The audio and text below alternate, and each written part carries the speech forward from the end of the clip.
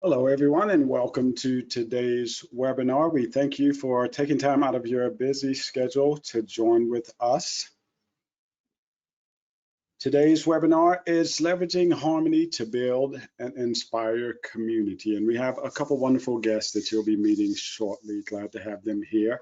I am your moderator. I'm John Pickens, the Harmony and Inspire Program Manager here at National University. Before we get started, I want to jump into some of our housekeeping. Every month, Harmony and Inspire, we put on these webinars and we bring in thought leaders in education, sharing topics to inspire the best teaching and support social and emotional learning. And I'm really excited about this webinar because both of our guests today I've had the privilege of working with.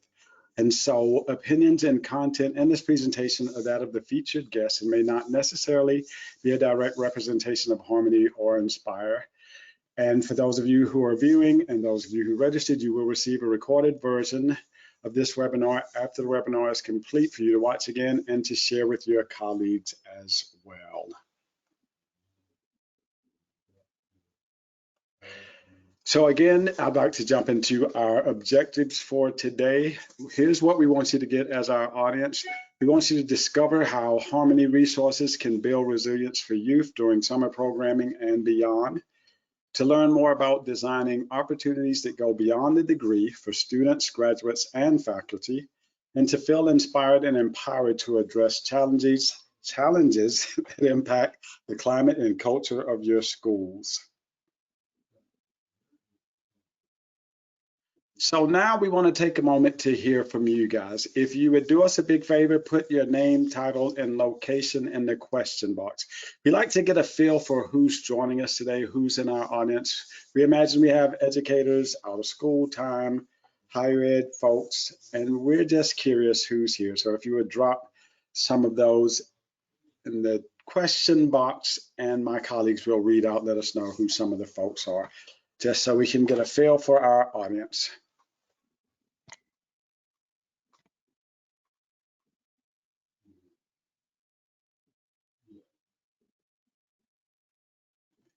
So what are we seeing coming in the question box, Lauren? What are you seeing?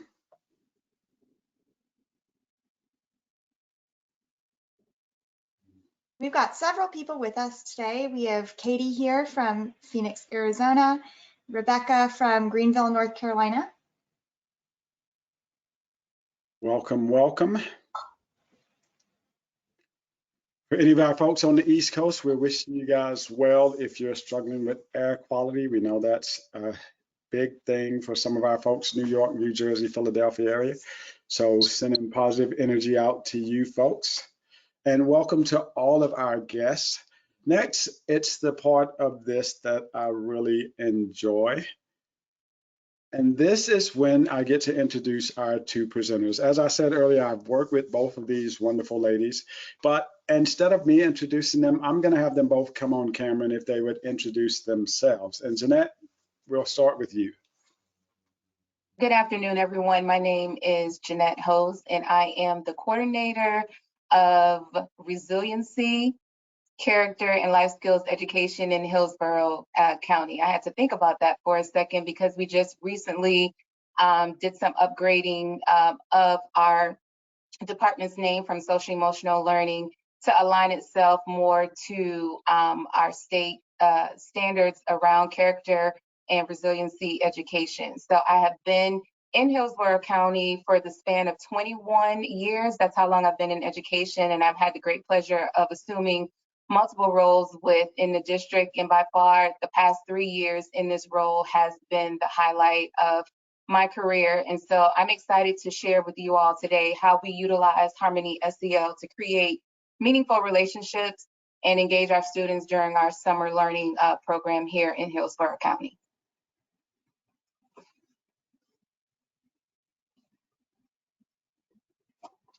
Oh, can't hear you, Vicki. Hi, I'm Dr. Vicki Butler. I'm the Dean for the School of Education and Leadership at City University of Seattle. I think I've been in education double the years of Ginette, so I appreciate that.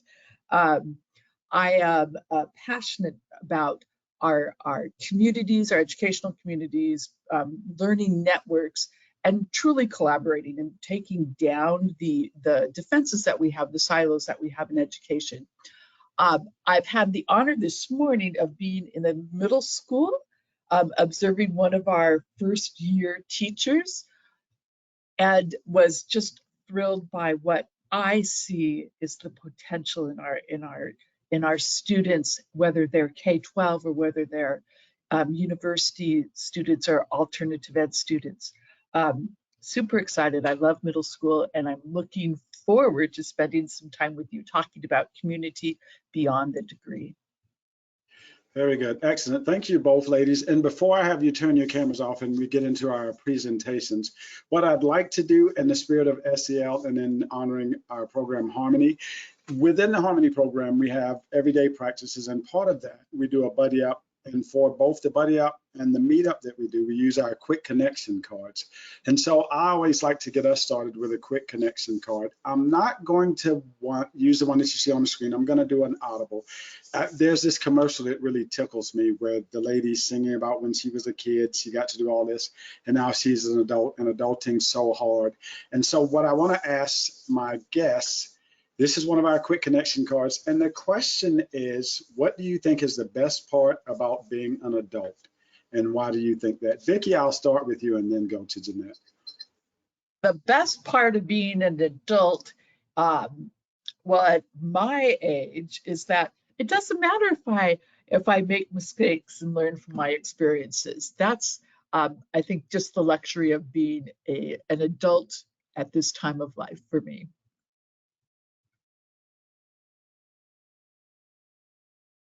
Okay, outstanding. Ginette, what about you? I was sitting here thinking, because there are so many wonderful things about being an adult, but I would probably say one of the best things about being an adult is the freedom and flexibility of being an adult, and being aware enough to make decisions that are in my best interest.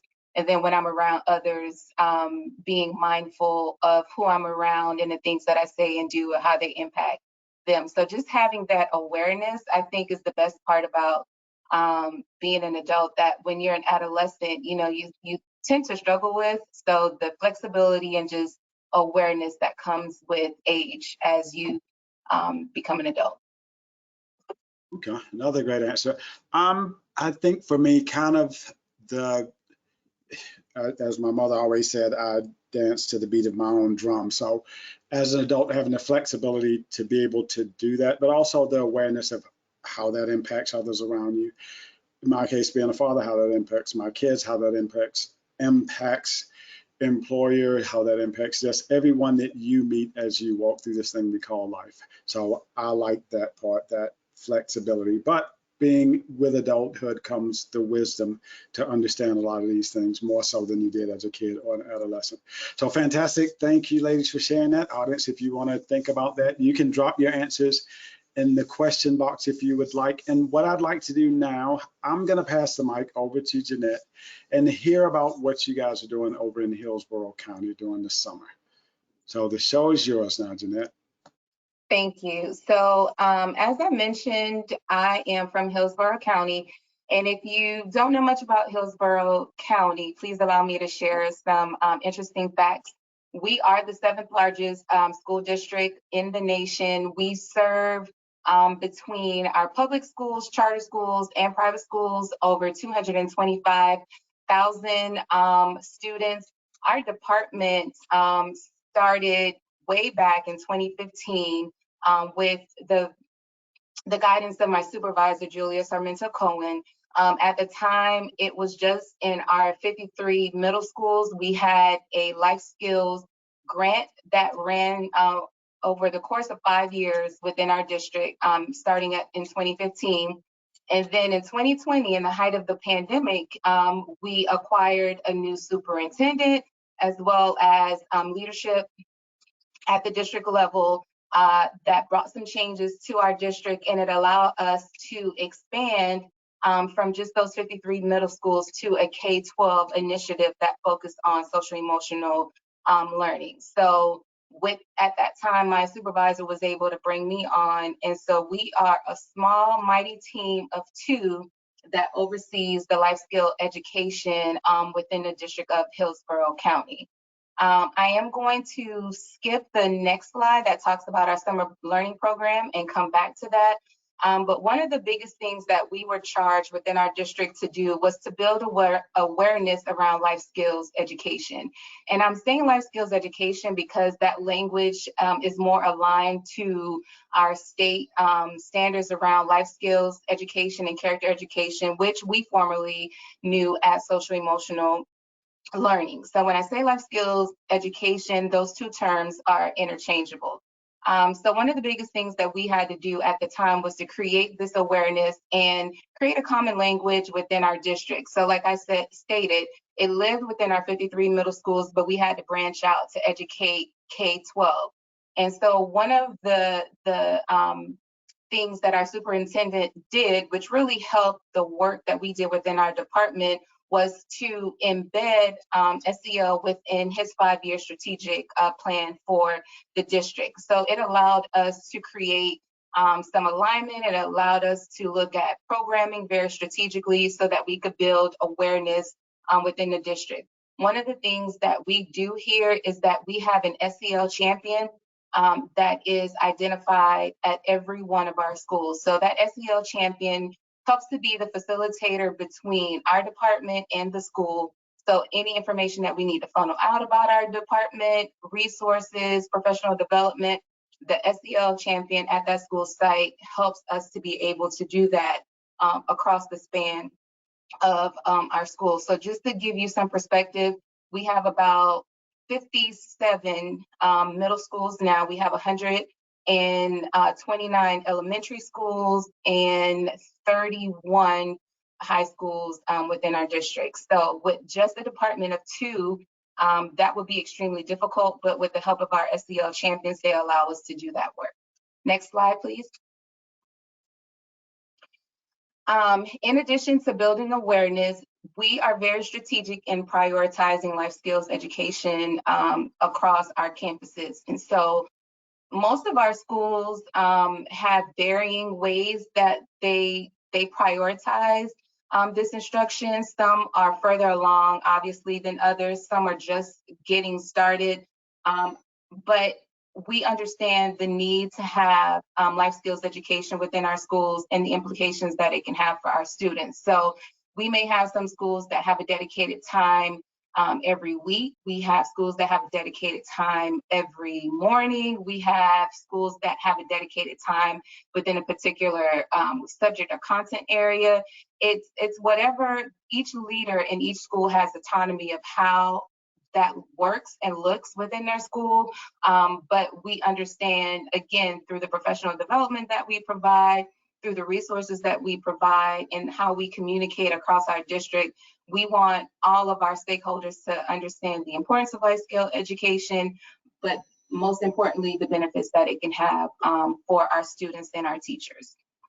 Next slide. So with building awareness, integrating it in our curriculum, the overall objective is we want to have individuals, not just students, but adults as well, that have a strong core understanding of social emotional learning, right? So that essentially we can create this community of culture and care across not only our school campuses, our communities, but then the district as a whole. So we use social emotional learning to strengthen our classroom climate, our culture, the relationships that students may have with each other, with their teachers, with their families, with community people.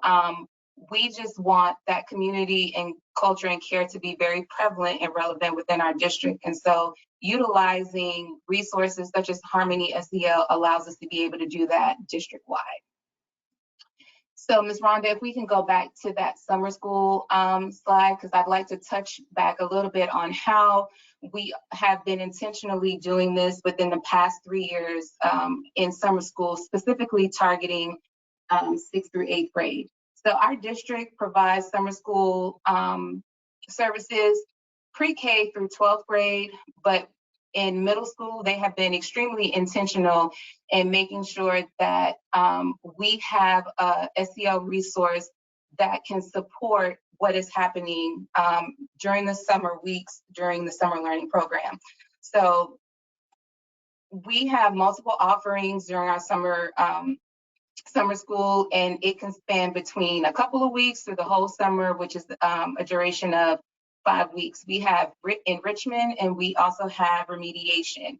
And so a lot of the students that attend summer school during the summer go for the sole purposes of either grade enhancement, to go through our STEP program, which allows a student that may have been retained an opportunity to make up coursework that will allow them to move on to their appropriate grade.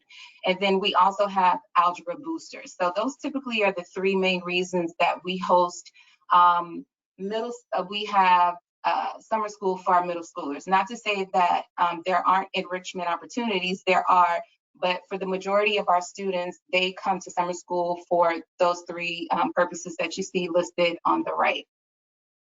Ms. Rhonda, if I can go to that last slide.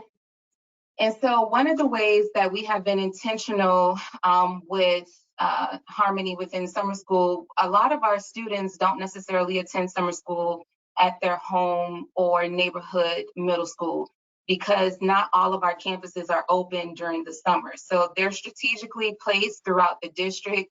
Some schools may offer summer school to their neighborhood schools. Some students are bused in just based on the rotation that happens every summer. So you can imagine a student who is going for remedial services during the summer being displaced, maybe having, some low self-esteem because there's some coursework that they needed to complete. They're not quite earning the grades that they wanted, or even in the appropriate grade that they should be. So there's already a disadvantage for them, right? So what we like to do with Harmony Everyday Practices is really create a positive school climate for all the students that are attending. And over to the left, you can see that these are some of the whole child outcomes that Harmony Everyday Practices provides, but I chose the ones that specifically identify with our school district. We use Harmony to create that positive climate for our students and our teachers, to create those relationships so that when they are in the classroom spaces and they're learning, they feel confident enough to take risks in a subject area that may not have come so easily to them. The overall goal is to have improved academic achievement. And so when we create an environment for them to thrive by allowing them to find commonalities, to share, to encourage and motivate one another, we tend to see positive outcomes. And like I stated, this is our 3rd year that our middle school academics department has invited our department in to utilize Harmony Everyday Practices.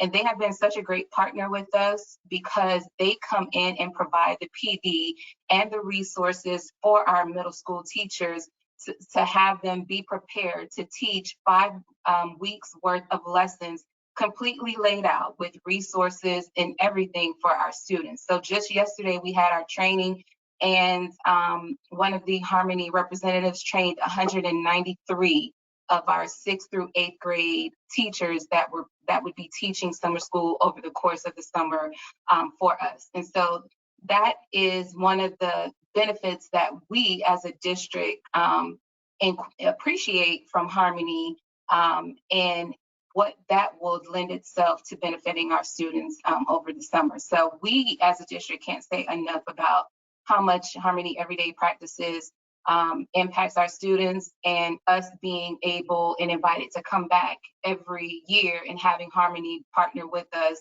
is a testament to that. So thank you, JP, for giving us the opportunity to share some of the benefits that Harmony has provided to our district and our students as a whole.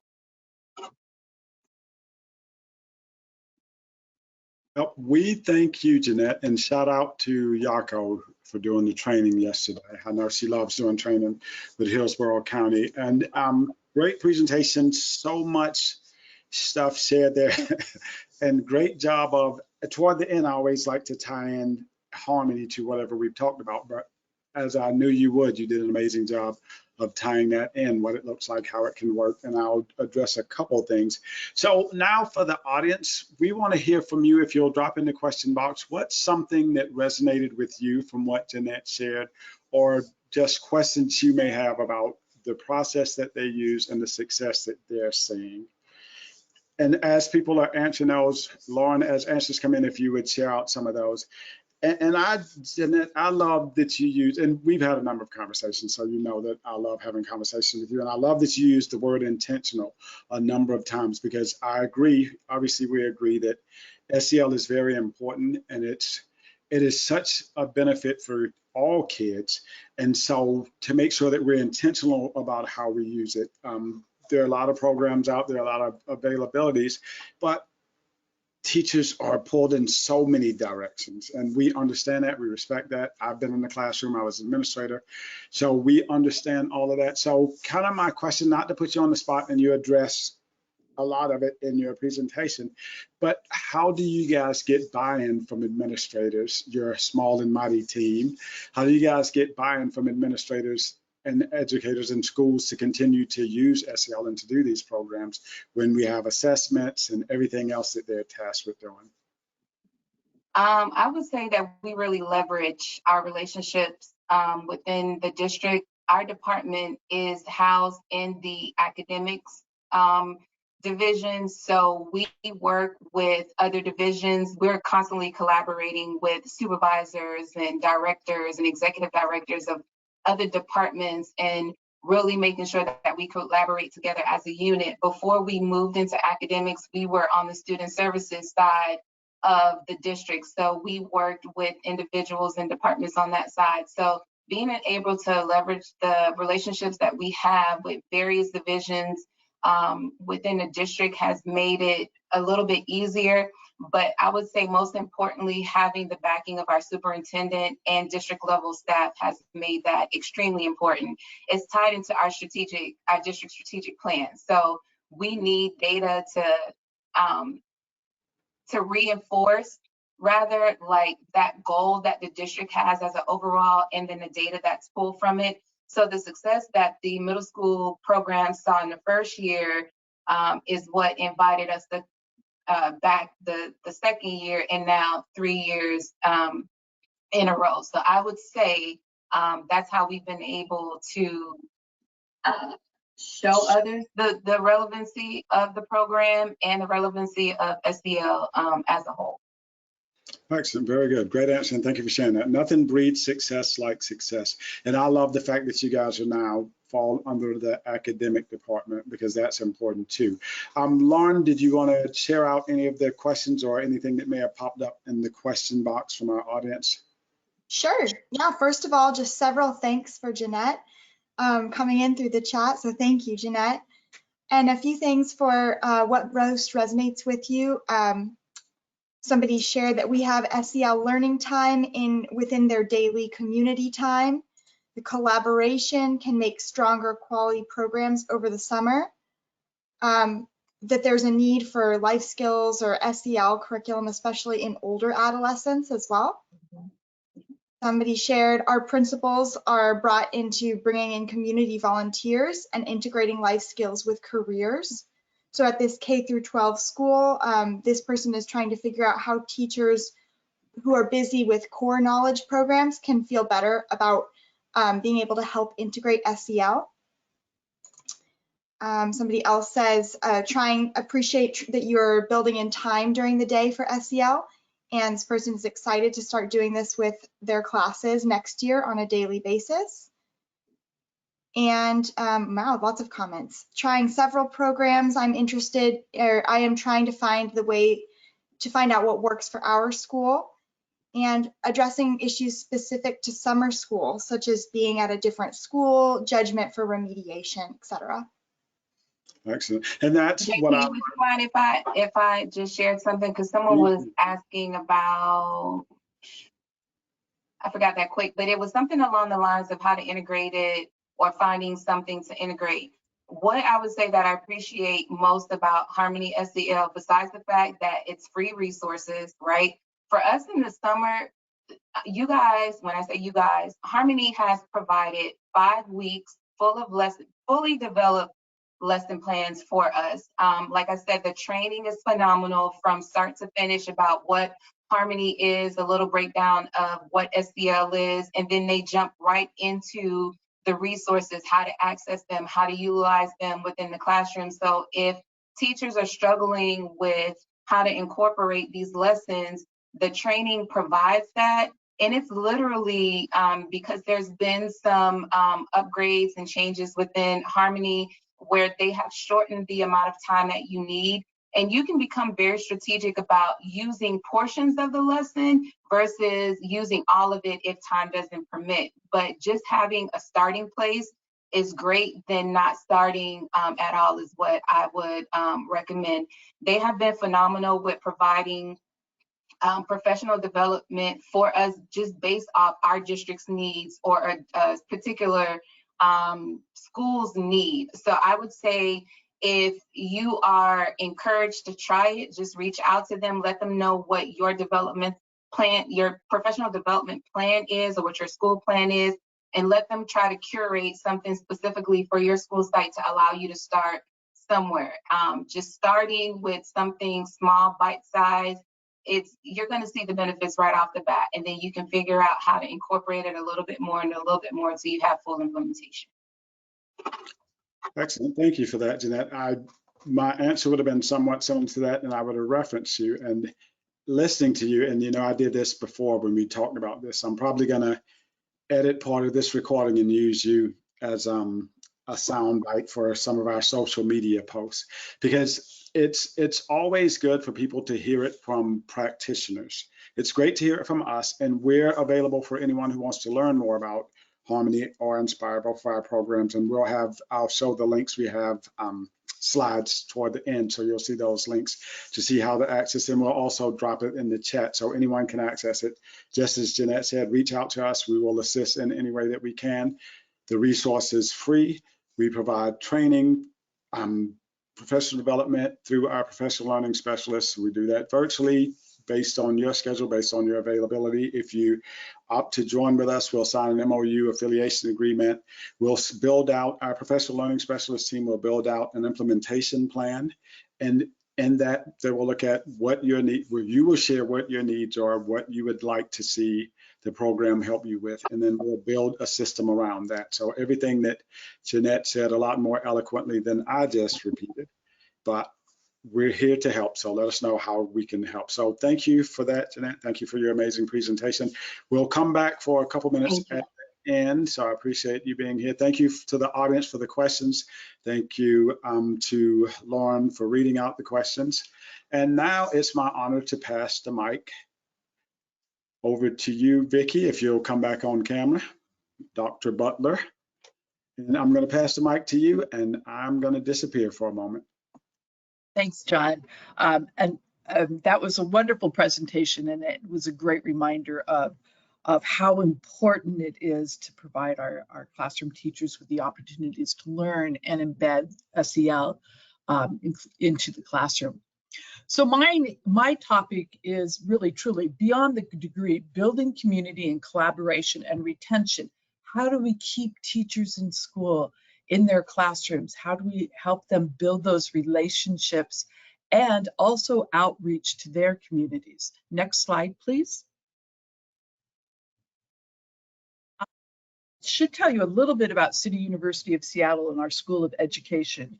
We are a nonprofit, and we provide opportunities for our teachers, for new teachers, for often people in transition, either paras in the classroom or instructional assistants, people in districts who, yes, we'd like to be a teacher. Now, how do we do it? How do we take those life experiences and move forward?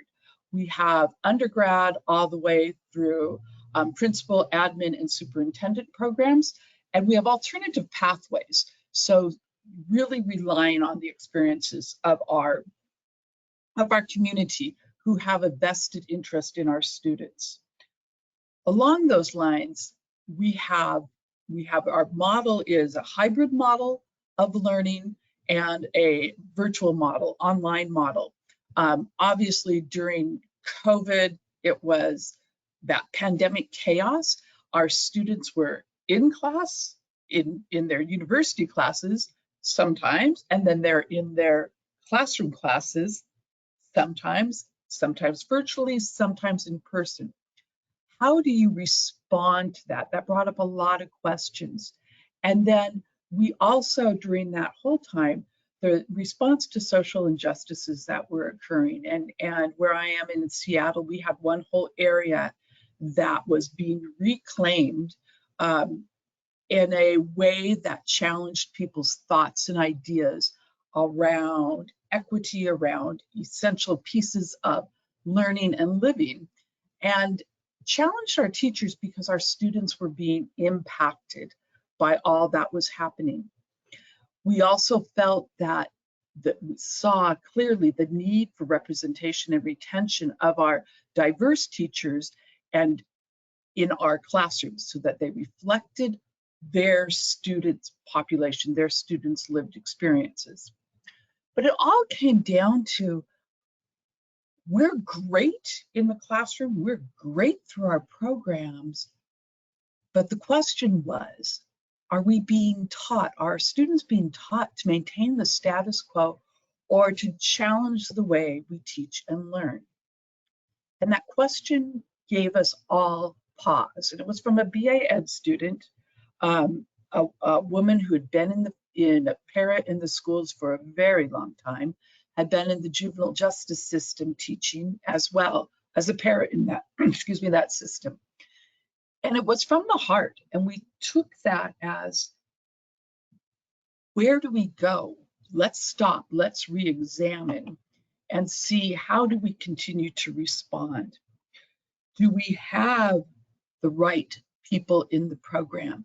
Do we have the right school districts? Are we engaged in with the right school district? Can we have those challenging conversations? And people were asking that. Am I, as a future teacher, in the right place? Am I where I want to be? Am I in the right program? And we wanted to explore that. And we wanted to show people, allow people to fit where they best fit. Next slide, please. So we started with open conversations and listening and holding space across all of our programs and across our leadership faculty. What does that look like? How do we go beyond the curriculum to reflect real life?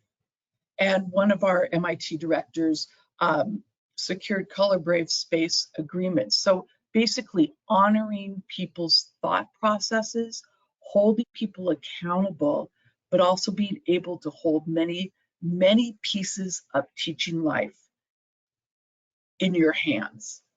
And you are teachers, you know that life intervenes, family intervenes, COVID pandemic can intervene. Right now, the smoke in Washington, on the other Washington side of the other Washington, all of that impacts what we do. Do we continue just as nothing's happening? We felt we really needed to stop and have those conversations. Along that way, we were asked, students were asking, how do we navigate this? We wanted to model that. So through connections, we're cohorted for most of our programs. Life happens. Life happens. And how do we still engage in the process of education and inspiring teachers to become educators who are compassionate, empathetic, knowledgeable, competent? How do we do that and also maintain a balance? Those of you that are teachers, you know that work-life balance is sometimes really difficult to maintain. And how do you maintain that while you're creating learning opportunities for everyone? Wanted to ask faculty, what's the essential purpose of this assignment, this lesson? how are we bringing that so it connects back into our students, back into what they're bringing in to their own classrooms? And how do we provide support, whether it be affinity groups, learning partners, informal, formal opportunities to really build life together and help navigate that? And part of that is when you have students, we realized that connection piece was so important when we have students who are adult students who have their own families whose children are being challenged by the mental health issues that are impacting our country. What do you do with that? Do you say, I'm sorry, your assignment's still due on this day? Or do you say, how can we best step in and help? And we want to be able to have you model that for your future students. And then we discovered that the transition piece, where normally our students would go, okay, thanks for the degree, we're moving on. They were starting to ask, how can we stay? What can we do? What's the next program we can take? What's the next endorsement we can take? We want our students to be able to experience teaching in the classroom and be able to also contact us and be a part of CityU. But looking at what they were asking wasn't about, I want to do a new degree. What they were asking for was, how can we still be a part of this community and our cohort? How can we still connect with you? Can we talk? What are the what nows, wonderings about that? What does it look like as a partnership in a district where they've taken a hit with so many people leaving, consolidations, students really needing services and not being able to have those. So we stopped and we paused and we reflected and engaged our student community. It's hard. The number of students who called and said, I'm in my classroom now and it's hard. I just want you to know that I appreciate that we can call. We can do these pieces. So next slide, please. We decided that the most important message we were getting from our students was they wanted something beyond the degree, something that would allow them to learn together, to build that rapport and continue within the community.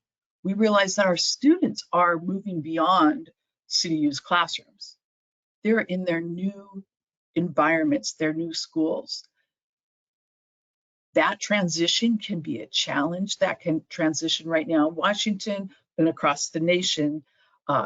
School districts are grappling with budgets and layoffs and teachers being rifted. Parents are concerned and pulling students out of school. There's high increase of mental health issues with students, and how do we address those? How do you bring it together? So we decided to talk about that. One of our teachers brought up, there's this new teacher book, not a handbook on how to, but it could be a focus for some of the learning and talking that we wanted to do. We talked to our students and started setting the stage. So beyond graduation, what would you like? Well, could we be together, but not inconveniently?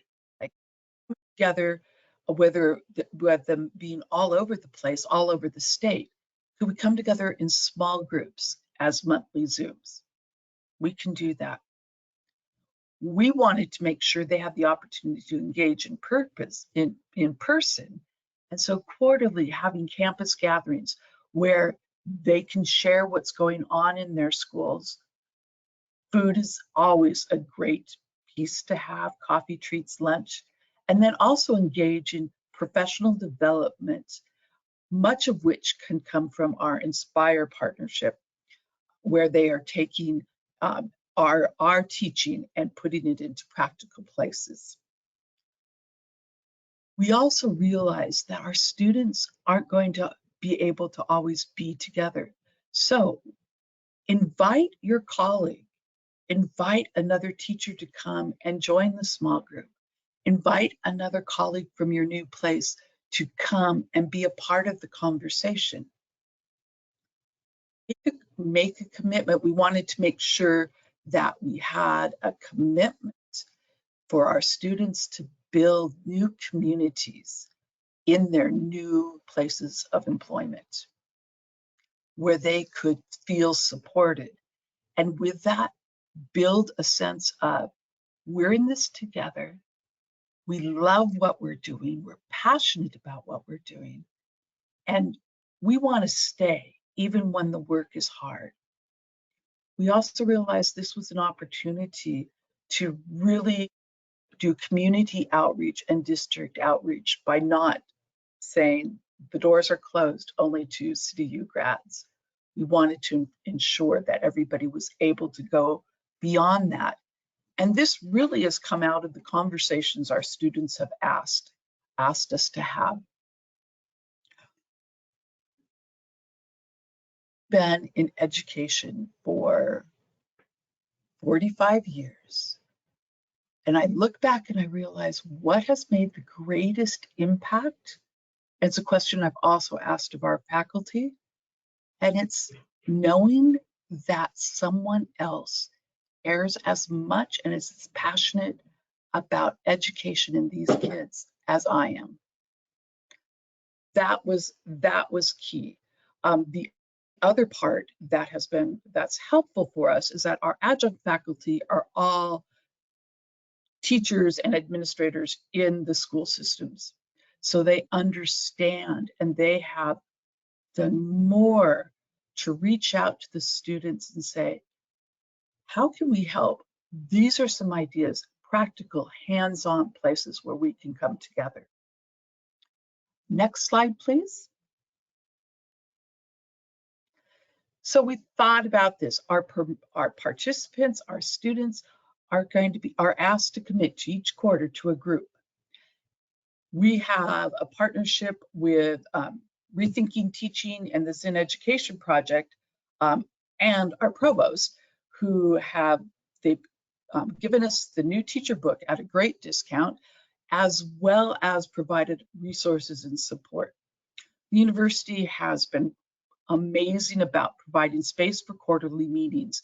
Funding for this is small funding, and we can provide clock hours so our students are also getting those professional development pieces. I should say that our clock hours are also tied into our Inspire units.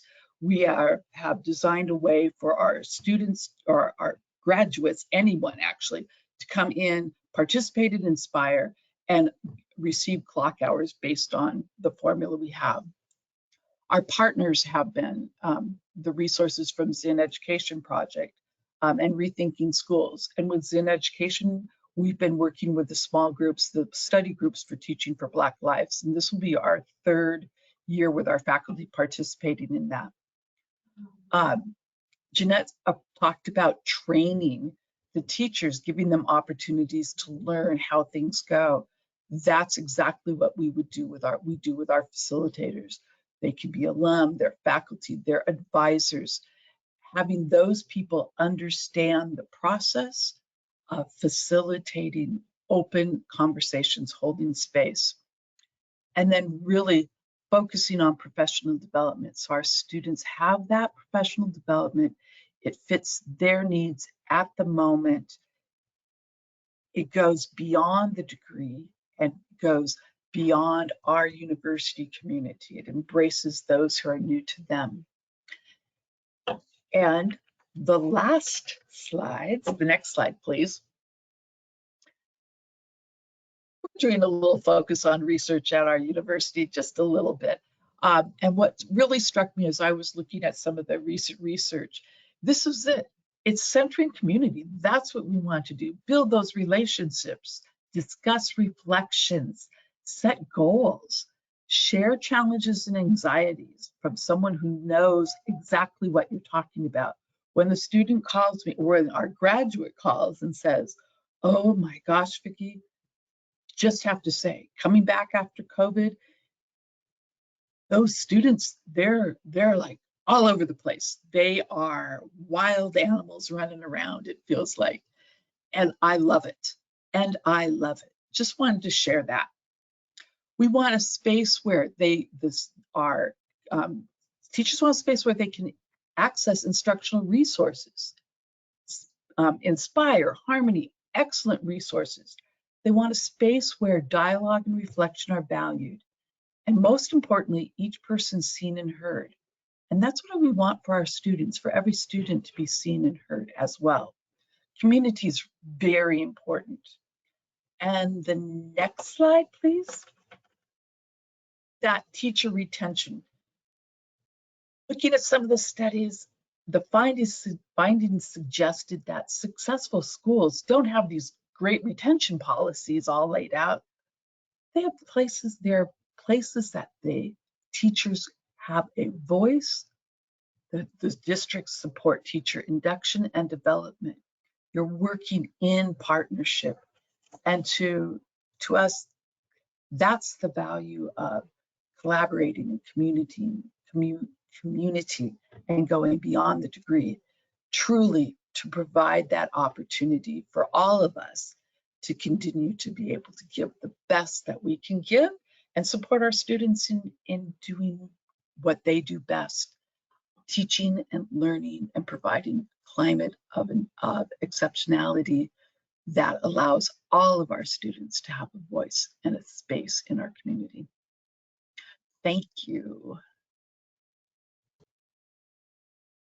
And of course, we thank you. So when I had the pleasure of coming out to Seattle a couple months ago to visit the Harmony Inspire team and talk about what Inspire can look like K-12, when we were meeting is when you talked about what you want to do with this program, and I knew instantly, I definitely want to add this to a webinar because so other universities, other districts, other organizations can think about, look at this as possibly a blueprint or add it on to something they're doing, because we have to have these conversations around how do we recruit, train, and retain teachers in the field. It's really important that we manage to keep teachers feeling that sense of community. I think that's what does the trick.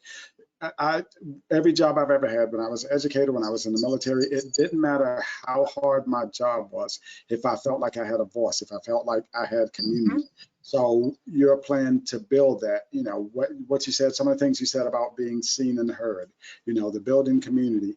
And I love, you didn't point it out, but I knew it from conversations we had in your presentation, respecting, accepting, and growing diversity in the teacher workforce, things that are very, very important. But enough of me talking, let's see what our audience thinks. So audience, again, same thing. What resonated with you from Vicki's presentation? Please drop those in the question box and we'll share some of those out. As they're coming in, Lauren will share some of those out. But again, thank you, Vicki, for sharing that. And again, same thing. Thank you for making the connections to Harmony, making the connections to Inspire. And for folks who want to learn more about Harmony and Inspire, we dropped some information in the chat and the question box. We have a couple of slides that will show you our website, how to access our website. It will show you our customer service ask email box.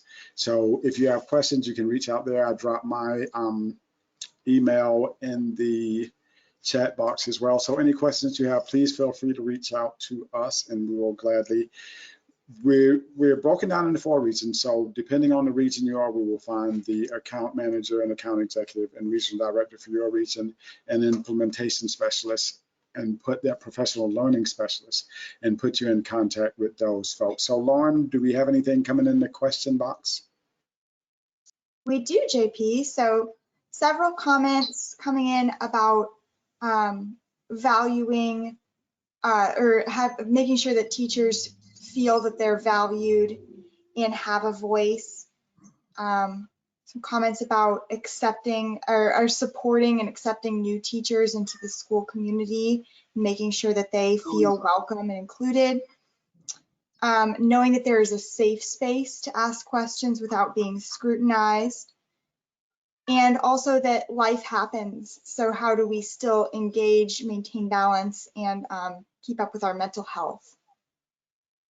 Life happens. I think that, for all of us, whether we've been in the field just a few years or we've been in it for a long time, life happens, and teachers keep going because you know that life happens with your students. And I really feel very strongly we need to. What's the most important piece? Our students owning their learning, our teachers owning their learning and teaching, or I've checked off the math assignment. And conversations we've had when we know sometimes you have to change it up. And remember when you were a beginning teacher? No, I have to have everything. I have a student who just so excited. She's in a learning mode. Her first lesson plan was 56 pages. And it's like, no. 2 pages. You always do the university lesson plan format. And her response was, I am so excited to learn. I just want to put everything down. But I'm learning, and I know that you will be there. And I appreciate that. That's the other reason why we wanted to open it to their colleagues, their new colleagues, so they can build those relationships within their schools. Yeah, I like that idea too, that when you made the point that it doesn't have to be students of your university, you're trying to help them build community with their colleagues within their buildings where they're going to be, because when we go through school, we build community with the people in our cohort or whatnot. And then we go out into a school and we're having to rebuild that. So it's good that your program is bridging the gap for folks to help folks do that. Because again, we want people to feel welcome. We want them to feel they have a voice. We want them to feel they have a safe space and all of those things. Because no matter how challenging things will normally get in the school with the kids, with the parents, with the assessments, with whatever policies, if you feel that community, if you feel that you have a voice, if you feel that you're seen, you can withstand those things. When I want to sound intelligent, I always like to quote Friedrich Nietzsche, that if a man or a person has a strong enough why, then the how becomes relatively easy. And so that's where this comes in. And that was the same thing kind of back to Jeanette's presentation. When you bring those kids in summer school, there's a lot going on. It's 5 weeks, but when you just have that quick way to get them started, to get them to build community, to get them to feel seen, to get them to have a voice, to get them communicating and collaborating and working together and building community there, it makes everything else a much smoother transition. So what I want to do really quick now is go to our next slide, and then Vicki, I'm going to bring you back shortly. I'm going to bring both you and Ginette back shortly for final thoughts. But I want to show just a couple really quick things. So when we talk about our connections to Harmony, our guests did an amazing job connecting to both Harmony and Inspire in both their presentations. And something that I may not have said at the beginning, there's a copy of the slide deck, the PDF, the handout that you can just download at any time.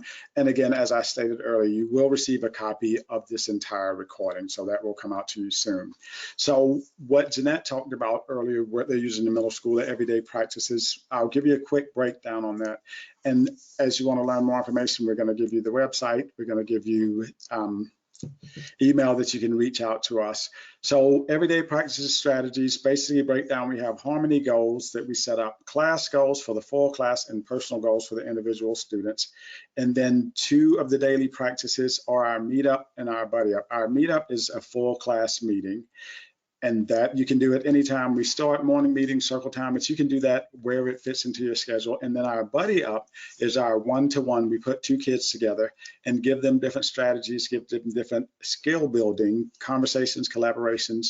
The quick connection card that we used earlier, that's part of this process. And we do that to help kids build community, buddy up in a one-to-one setting and meet up in a full class setting. And they use those goals throughout the day and throughout the year to help them with that as well. So our next slide, what I'm going to do is bring our presenters back.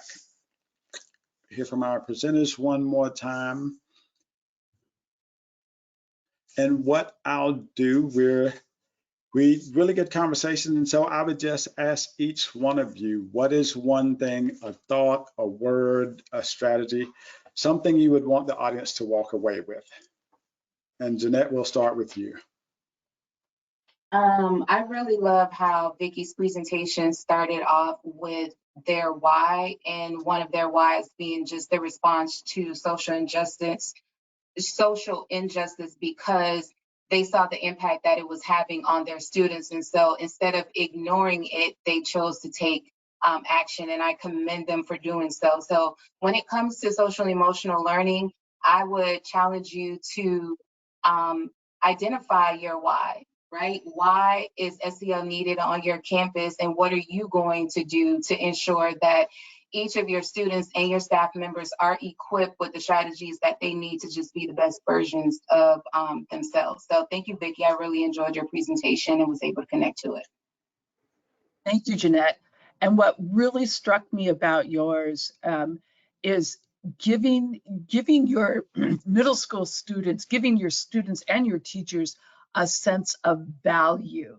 When you invest in those social emotional pieces, when you invest in their voice, they have a value. And that value it can be stamped on, it can be diminished, but when they know they're worth it, and that others see them as people with a voice, that gives them power and ownership of their learning. And that's what strikes me. You know, not summer school not being like, oh, I messed up, but Yeah.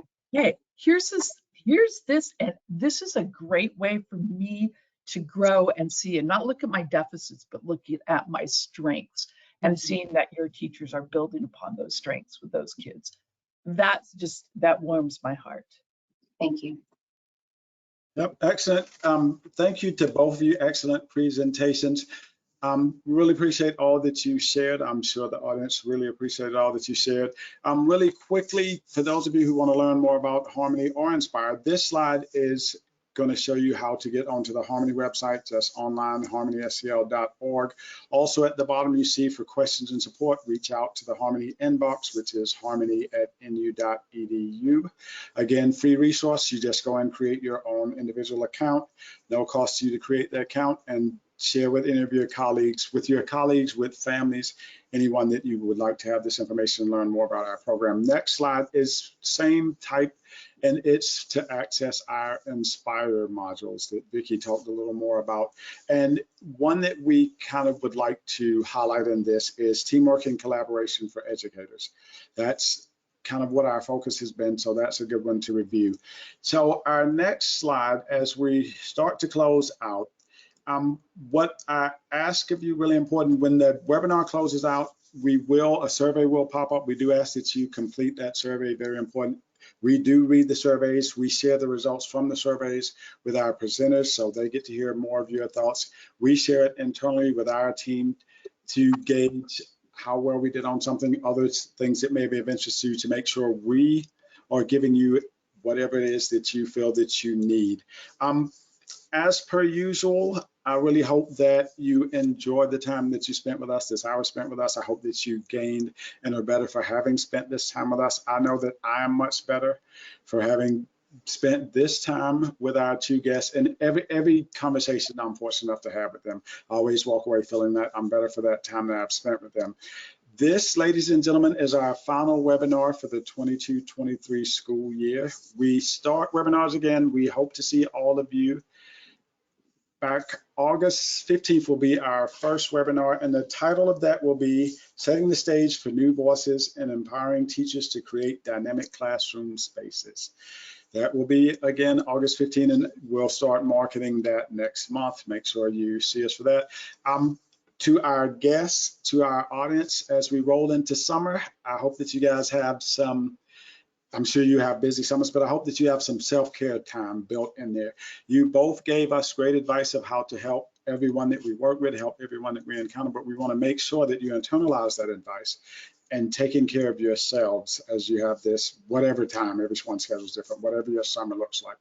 So thank you to you ladies. I look forward to working with you for this webinar, for other things we've done. I look forward to doing more things in the future. And to our audience, thank you. To my behind the scenes folks, thank you to Rhonda for running the slide deck. Thank you to Lauren for checking in on the questions, making sure we were aware. And everyone, have a wonderful day and enjoy your summer. We'll see you in August. Thank you. Thank you. Bye.